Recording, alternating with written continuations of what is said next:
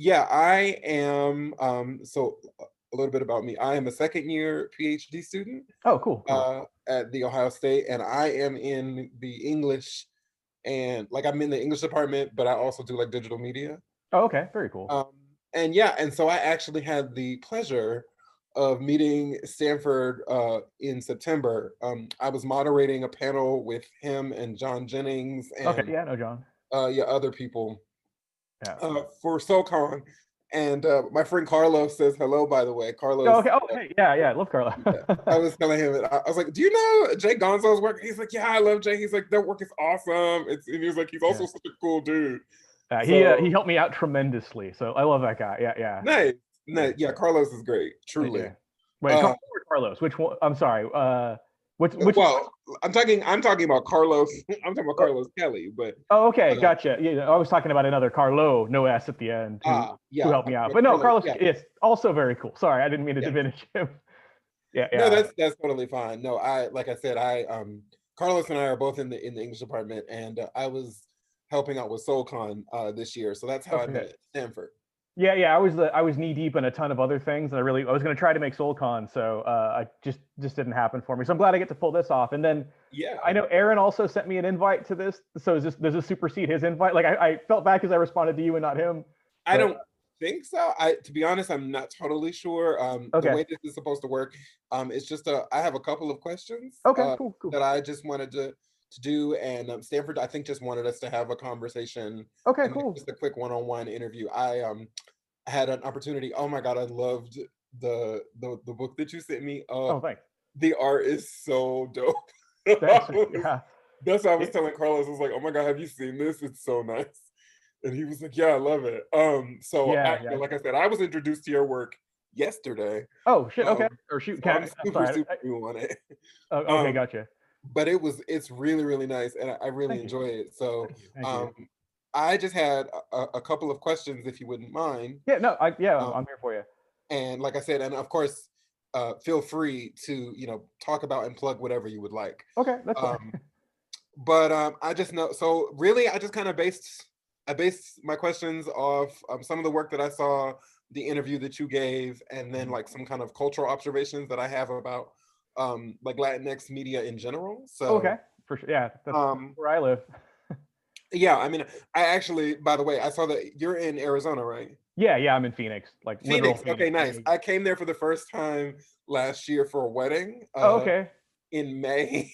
Oh, yeah, yeah. People expect it to still be kind of spring in May, and it's full on summer Yes, in May. and I Yeah. was like, why are we at the altar of the sun god?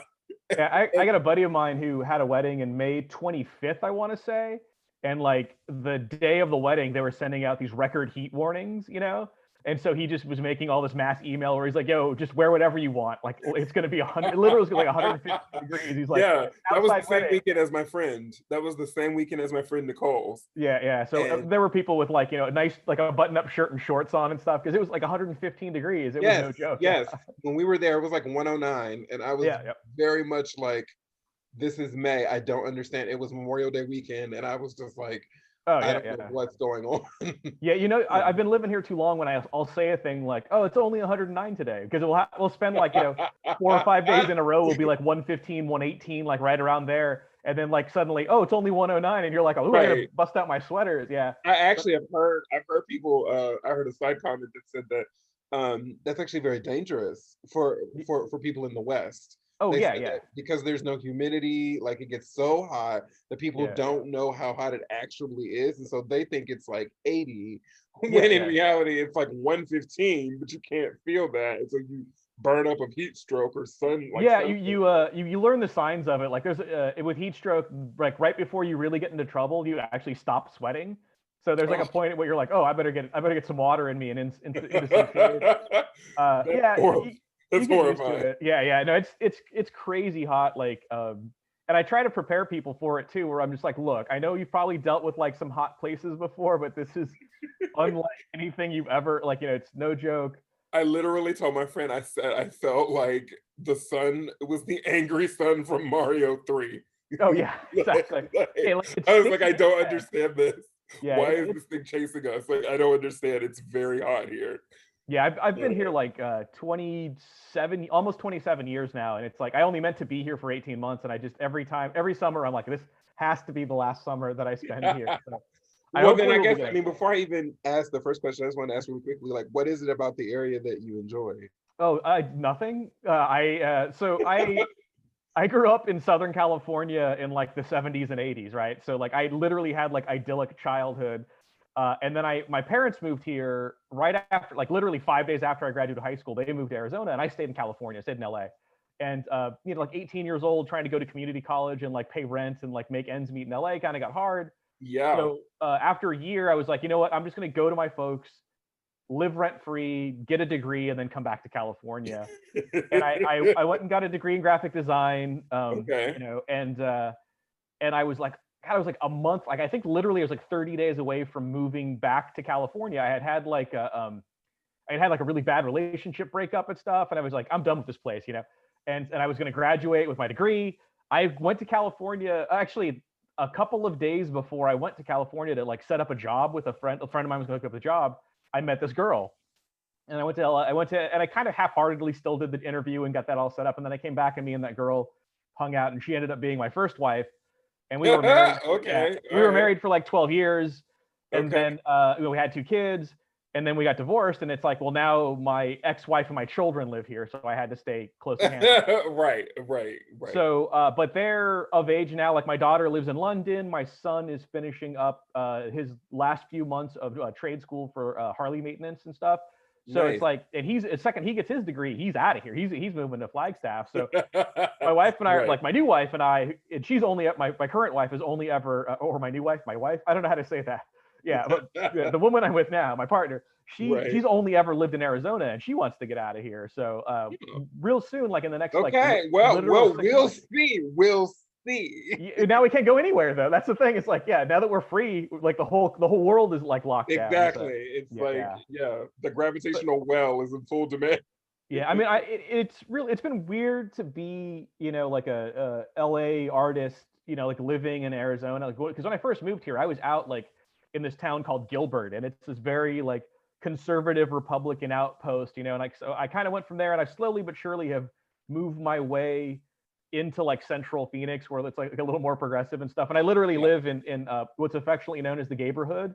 It's like this Okay. very it was like the only gay part of town for the longest time, but now it's gotten much bigger. But there's like I could literally throw a rock and hit a gay club from my house. Like there's one right across the alleyway from me, but there's like 7 of them on the street that I'm on and stuff. So Oh, wow. but it's Okay. like super cool. So I'm like living in this kind of like what I thought was this kind of progressive, like liberal bubble. But it was cool to see Arizona go blue in the election. Like that was Absolutely. Yeah, that's I've great. been so used to just throwing my vote away every year, or every 4 years, where it's like, whatever. Like I can vote Democrat all I want, but the whole state is blue. But like I think Right. the shift is kind of like it's cool to see that happen. And it's like the town itself has kind of gotten cool enough where I might want to stay just as I'm completely sick of it and want to get out of here. But yeah, Okay. I Right. hated this from like I was literally like when I first got here, that town, like I was out amongst like cattle farms and stuff. Like I was Right. in, like, in the conservative country. And so I hated every minute of it. But I mean, there's some cool stuff here, little pockets of it here and there. But For then sure. there's a lot of like everything you kind of think Arizona is. Like it is that it's there. It's here. You just have to avoid it if at all possible. And luckily, like I worked in advertising for 27 years or something like that, or 30, almost 30 years. And so I've kind of always dealt in this kind of like professional, creative, lifestyle. So it's like I've kind of lived amongst like the weirdos that are out here anyway. So that's been cool. But yeah, I'm ready to go. I'm ready to bounce out of here. So. That's fair. That's fair. I was gonna say, and I mean, hopefully, I would assume that your work is gonna be the ticket that allows you to do it. I You mean, know. yeah, yes. I mean, I can do my work from anywhere, and I've slowly but surely have taken this kind of side project that is Mano del Destino and turned it into like my day job. So like for the past for the past 4 years, I've only been an illustrator. So I mean, I got my degree in graphic design, and I went to ad agencies, and I did that for like a decade or a decade and a half, I don't know, a really long time. And then I kind of I walked away from that and kind of just became a freelancer. So I was just like freelance doing like creative direction and art direction and stuff, but I would still do illustration on the side. And then as of about 4 years ago, I kind of shifted it to the point where I was just doing enough illustration that I didn't need to to go into advertising. I got, it was a great phone call when someone was like, "Hey, we need you to come in and do some work," and I was just like, Sure. "No, I don't have to." Like, I'm like, I don't have to go into that ad world, because I would just get sucked into agencies where, like, I'm not an employee, I'm a freelancer. And Right. I'd go to a place and I'd be there like 2 days a week. And then a couple of weeks later, I'd be like, "Hey man, you think you come in 3 days a week?" I'm like, "Sure." And then 3 becomes 4, and then 4 becomes 5. And then the Right. next thing I know, they're asking me why I was late to a meeting. And I'm like, "I don't work for I you." don't work here. Yeah, Right. exactly. I don't work for you. Like, Yeah, yeah. just on So contract. yeah, exactly. Like, I could take a month off if I want to. You know what I mean? So Right. yeah, I just kind of, they start thinking they own you, and I'd have to like kind of negotiate that kind of familiarity boundaries with them, and then I just got to the point where I just had enough illustration where I was like busy with a few jobs. I was doing that book for Top Cow last year or 2 years. God, that was 2 years ago, wasn't it? Doing that book for Top Cow. And some people hit me up, and I was just like, nah, I don't. I'm like, A, I don't have time, and B, I don't need to. So Yeah. have a I nice mean, day. and that's a really lovely place to Oh be. yeah, yeah. Having that kind of fu money is great to like. I usually, this is probably about the time of year, over the past 4 years, in January, all of the production coordinators at agencies will start reaching out to all freelancers and kind of see what their situation is. And I'm just such a grumpy puss about it now. When they call me, I'm just like, "Hey man, like, because I'll still work for agencies, but I'm only doing illustration. So if you need Right. storyboards or you need final illustration art as an art element for your whatever it is, like, I'll do that, and it's a set fee, and it has a due date, and it's done. Right. But if you want me to do like art direction, like manage like a campaign, kind of like figure some stuff out, thinking kind of brain, I'm like, nah, hire some Right. 25-year-old. Like, I'm not on board for that, because it just sucks you in, because it's like you come out, you'll concept stuff, you'll send it to them, and then like suddenly you're in client meetings, like trying to figure out like, oh, we're gonna Frankenstein these two ideas together. Right. Then you're like, oh well, now we got to execute it. So we need someone who knows the campaign to be on site for the photo shoot or the video shoot. Oh, we need someone in the editing bay to make sure it gets edited the way that it was concepted and blah, Right. And the next thing I know, I'm like logging film code, time codes, and at 2 in the I morning mean, at yeah, like you're a like, this post is not production what I house. came here for. Yeah, exactly. And I just want to draw pictures, man. Like, I don't want to Right. do this. So I now was I gonna just draw say, pictures.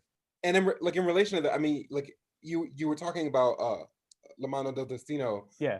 And I actually, so on a recent episode of Code Switch that I Yeah. saw, which I love, from Yeah. NPR, they were Yeah. talking about I catch it when I uh, can. So, say again, I'm sorry. oh, I catch that when I can. Like, I Oh don't know yeah, when it's yeah. on, but I love the show. Yes. I love Code Switch. It's great. Yeah. But they were talking about the idea of not giving your audience an explanatory comma, or taking the time out to explain things which may not be familiar to people outside of the given genre. Yep. I was looking at the stuff that you do, and your work often blends like Spanish and Latinidad directly into like the pages with no explanation. Yes. So in 2021, is there like a feeling of intentionality to the work that you're doing, or is it more of an invitation to the reader to kind of explore more what they find interesting? Okay, so that kind of goes to the impetus for creating the comic itself, right? So the book itself has been around since, I think, 2009, 8 or 10-ish is like when it really started. I had gotten let go from working for Todd McFarlane for a long time. I'd been there for 4 years. I got let go, just some cutbacks. Like, he and I are still cool. Like, I love the guy, he's great. But I was out in the world trying to find like freelance work. So I just wanted to like do comic books. So I had sample pages, and one of the things that I came up with was, in about 2008 or 2009, there was a few different lucha libres things in pop culture, right? And they all got it wrong to some degree. And I was just kind of done with like this Anglification of like lucha libre, and I was I think especially done the with, worst was probably Nacho Libre with the actually, Jack Black. I love that movie, and I Really? a good exception. Yeah. So here's my defense of Nacho Libre, and I'll be quick about it so I can get back to my point. One, the whole movie is kayfabe. It treats wrestling with respect. There's no wink and look how dumb this is. Okay. Two, he wants to win. Like, he's not a dumb hitman. He's not a detective. He's the only thing he wants to do is wrestle, and he wants to be good at it. Okay. And three, that movie is full of Spanish telenovela stars. It's full of Spanish, like Mexican, like, comedians. With the exception of Jack Black, that is the Right. most Latino cast you're ever going to see in a Hollywood movie. But without Jack Black, that movie doesn't get made, right? Right. It doesn't get the promotion that it had. So I understand why that. I mean, yes, I would have loved to see someone else be the main character. However, I love the movie that got made for those aspects, and it shows Mexico. America has this weird, this is part of like what I've seen in American culture. America has this weird fetishization with like Mexican poverty and violence. It's why Mexico's always sepia tone whenever you see it in an American movie. Yeah. And it drives me nuts, man. Right. It did have a little like this kind of like rundown pueblo that happened in Nacho Libre, but it also had the bright vibrance of the pageantry of lucha libre and the bright vibrance of like Catholicism. Like, inside the church, they had like, fancy vestments on and stuff. Oh, trust me, I have a question about the vibrancy and the colors. Oh yeah, for sure. Yeah, so that was just a thing that bumped. Like, I was just done seeing like dusty sepia tone depictions of Mexico. I was done seeing luchadors being depicted as buffoons and kind of the punchline as a joke of a joke. I was also done with seeing Mexicans being portrayed as kind of slow-witted and dumb. Like look at the Michael Pena in Ant-Man. He's kind of dumb. You know what I mean? Like he's funny. I love him though. I know he's lovable and he's funny, but he's also kind of dumb. And I'm just kind of over the whole like slow-witted Mexican, like big oaf luchador. Like those guys were my heroes. Like lucha libre, like luchadors were like my only sport hero as a kid until Fernando Valenzuela started pitching for the Dodgers. Like really, I only had a couple of sport heroes, right. But they were like superheroes and athletes all kind of rolled into one. And so I just kind of kept saying to myself that someone needs to portray that correctly. Someone needs to portray lucha libre show the sport with respect, show the luchadores with respect, treat Mexican culture with respect, and show the bright vibrancy of Mexican culture, right? Like, I've said often that there's kind of two fronts to being a marginalized person in America, being any kind of minority in America. You've got to fight your fight and you've got to express your beauty. And, fighting your fight is going to get you rights, but expressing your beauty is going to get you dignity, And so I definitely just wanted this to be an expression of beauty. Like this is everything I'm fighting for. These are this is why I fight that fight, is because of all of this beauty. It's the weird ritualistic Catholicism that has infiltrated every aspect of Mexican culture that like right. is even paramount in like in lucha libre. Like it is a very ritualized sporting event because Mesoamericans and Chicanos and Mexicans and Latinx people, they're a very ritualized people, and I think that's why it's resonant. We're also a people of dualities, right? We're people like we're all mestizos. We're all mixed. Most of us are anyway. So we're these coming together of two ideas. So we can't really hang our identities on necessarily like our inherent birth identities, right? Like we kind of define them by action, and like the luchador is a distillation of that. Like he completely obliterates who he inherently is to define himself solely by action, right? And then also to be the champion of the people and his fans, that he's there for the people that support him, or she or they or whatever. So all of those things I thought were important, and I wanted to do it in an authentic way. Like right, like I didn't want, like when you do comic books, when you do pop culture, you get a lot of people who put a critical eye to it, and I didn't want any wrestling fan to have anything bad to say about it, to like nitpick anything. I didn't want any Chicano fan to have anything bad to say about it. You know what I mean? Like I wanted all of that stuff to be authentic. And because of that, I knew that there was going to be a slight barrier to entry to a mass market that has been marketed to in these big, IP management comic books that come out that help, support these big tentpole movies, these four quadrant movies that come out. Mine was going to be none of that. This was going to be niche from the get-go.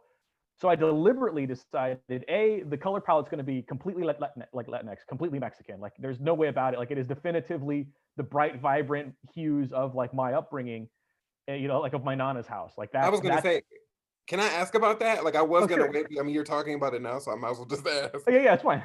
I was like, this is it's a totally aesthetic question. And I said, in a commentary about your most recent work, so the article that I was reading that you sent me, about La Mano del Destino, which, is it correct in saying you just finished the Kickstarter campaign? Because it ended November 3rd. It ended election day. Well, that's what I thought. So congratulations on that. Thank you. That's great. But I said, you had talked about the fact that doing Latinx comics badly robs them of the vibrance of culture. And so I said, I'm assuming that color is a part of that. I asked that because I am in love with the fact that your panels are colored like the luchador, and that traditional masculinity doesn't deprive Ernesto from wearing pink. Oh, for sure not. Yeah. As a traditional hero, I'm wondering if there's like a mix of like modern day updates alongside like the more traditional ideas that you're talking about, or am I just reading that wrong? I just think that's a cultural. I think that kind of that the idea of masculine. Mexican culture, especially, well, I'll speak for myself. So Chicano culture, like I am born in America of Mexican descent. So I am, I'm Chicano, but I'm a very Americanized. So I'll say Chicano, I'll speak for myself. Chicano culture is very steeped in machismo, right? There is like a way men can be, but the masculinity, I think partially because of that, is so kind of there that it's not fragile. Like it doesn't, it can care about how it's dressed. Men in Chicano culture can have, like, iron a shirt and tuck it in and Right. comb their hair Right. and wear pink and have those kind of things, because those colors are all just kind of part of our world. Like my nana's house was like teal, like the outside of it was Right. teal, and there was like a pink room in there with the entire, and it wasn't like my nana's powder room. It was like just one of the rooms was pink, right? Like, so all of that Right. vibrancy is just part of the culture, and it's just something that never got genderized the way that it did in the West, right? Like it just, for whatever reason, being taking some care of your appearance or feeling pretty or whatever isn't necessarily only a female trait in Chicano Right. culture, right? Like, you look at even like the pachucos and stuff were like, ironing creases into their pants because they wanted to look super Absolutely. That sharp. was a thing. It was very much a thing. Yeah, peacocking, man. I mean, it's all part of peacocking, and it doesn't have the fragility of Western masculinity, or traditional Western masculinity, that precludes it from like having like these, that bright pink that's in there, that magenta's in there, that fuchsia that has that kind of like, that great like, lime, like bright lime green that's in there, like all of that is totally acceptable to appropriate. And I took a little bit of that. I mean, a lot of that happens in lucha libre anyway, right? But also, like in American wrestling, you have the wrestling dandy is a great trope that goes back to like Nature Boy Buddy Rogers, like, or then you get like Ric Flair, he's wearing like, boas, like feathered boas, and like just these resplendent robes that he had. And like, so the wrestling dandy is like, there's a certain level of masculinity where you're like, oh, whatever the hell I want. Like, I don't care. Like, who's gonna tell me I'm weak It's for kind of having like a a boa weird on. mix between like Prince and like super muscular. Like, Yeah, exactly. Like, yeah, when you're when you're undeniably as masculine as Prince, you can wear whatever the hell you want, right? And that's what these luchadors are. But there's a pretty grand tradition of dandies going back, back to through the ages, and so yeah, I mean, that was something that I wanted, that kind of that bright Chicano palette just to be in there, and then I knew that he needed to be this kind of like have a little bit of peacocking around him. Like I'm just done with grim and gritty takes on anything. You know what I mean?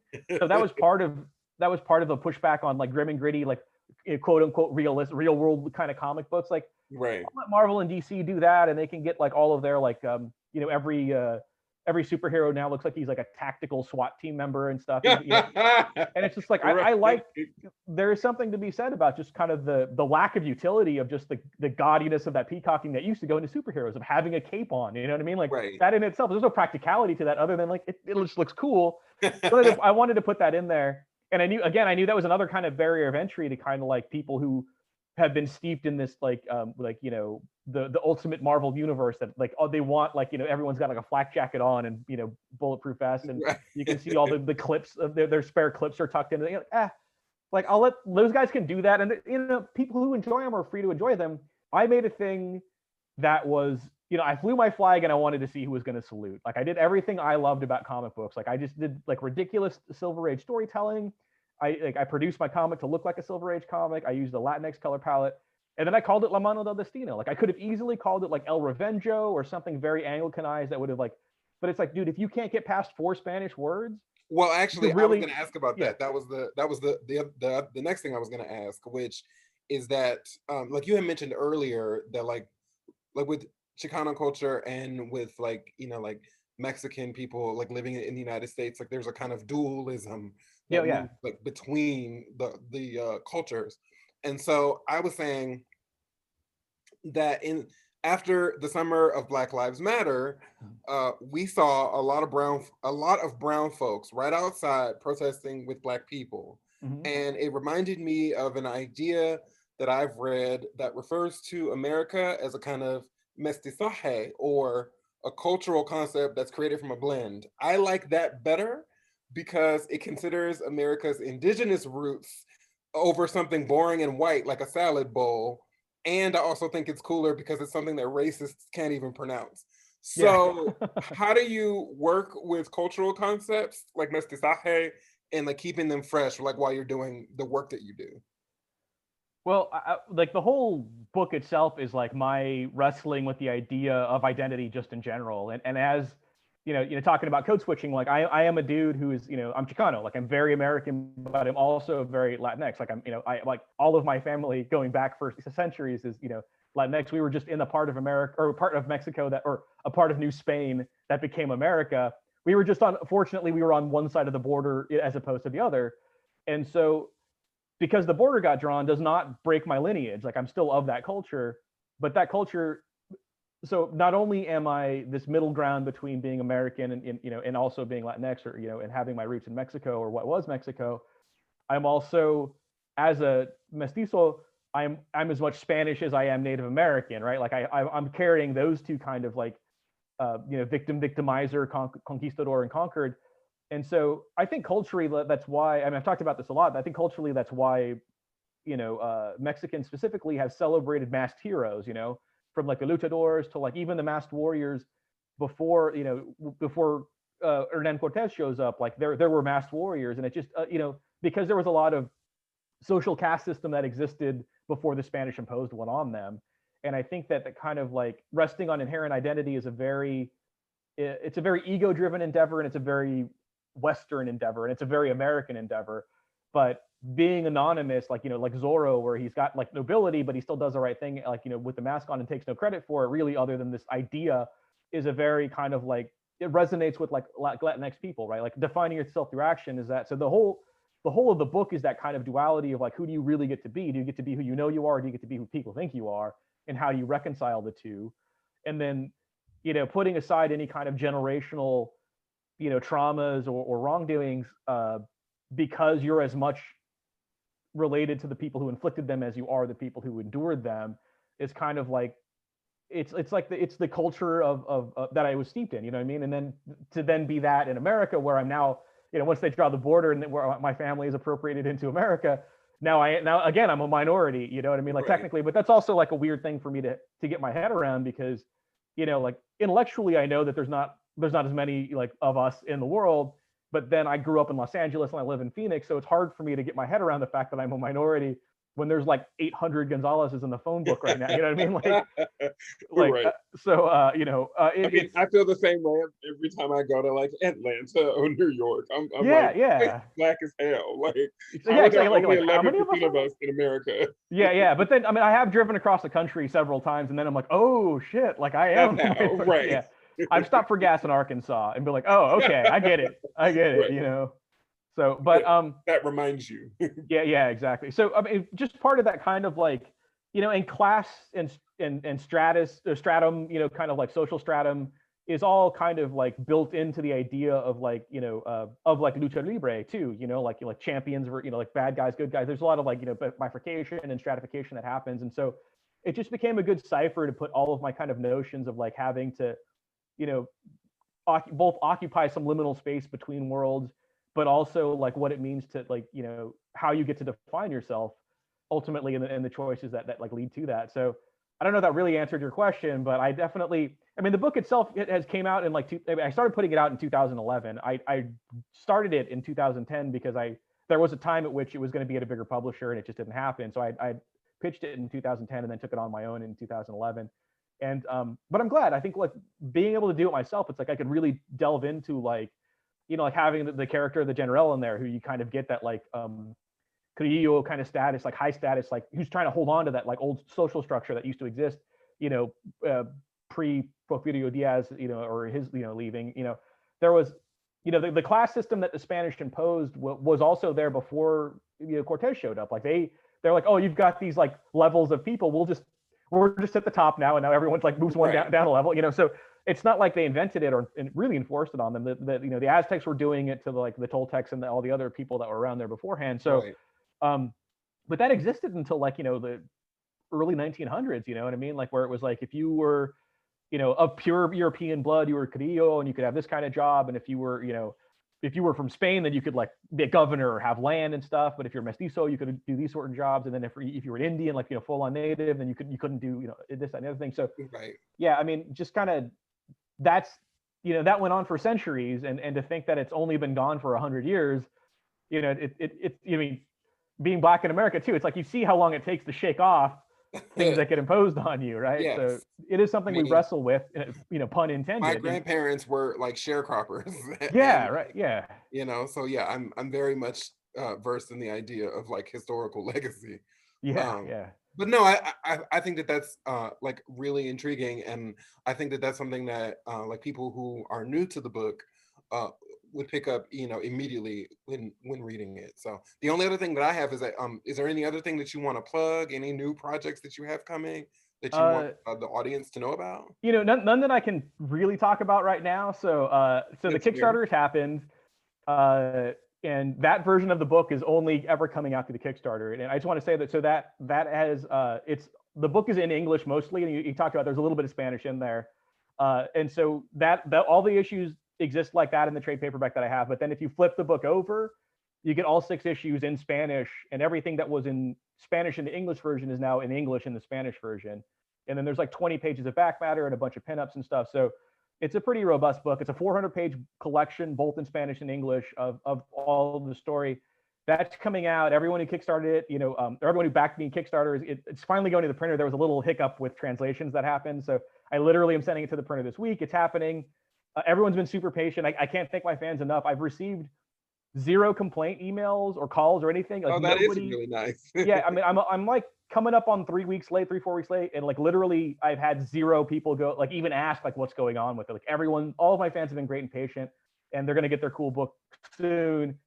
There may be some leftovers, and I might sell those, but just through social media. So I'd say my only plug is just follow me on social media, because I do have a few things that are getting announced soon. I just don't want to, like, I know I had one thing just email me and they're like, oh, we're going to announce this soon. So I actually do have big news coming out. I can't scuttle it here. I have to wait until they announce it. And then there's another kind of big thing beyond that. So I would say follow me on social media is my big thing for right now, because that's where you're going to find out about these other big things that are coming up. And it's going to be from now until May. I think I have a big thing a month kind of to announce, and then they'll start coming out. Starting in May, there's going to be things coming out for people to enjoy. I guess that's as vague as I can get. So if you want to know what's going on, follow me on social media. There's a Mano del Destino Facebook page. If you want to follow me on Instagram, I'm J Gonzo Art. On Twitter, I'm like Lamano Comic. There's the Castle and Key also has web presences, which is a like my publisher that puts it out. So, you know, and honestly, I feel like if you just Google J Gonzo, you can usually find like my website, which links to some of my social media. So yeah, just follow me on social media. That's my big thing right now. Okay, well, great. Thank you so much. Like, it has been a true honor. Truly. Oh, thank you. I've really enjoyed this. And yeah, hopefully this should be out for you guys to see very soon. Oh, very cool. And we look forward to the next interview. Thank you. Oh, thank you.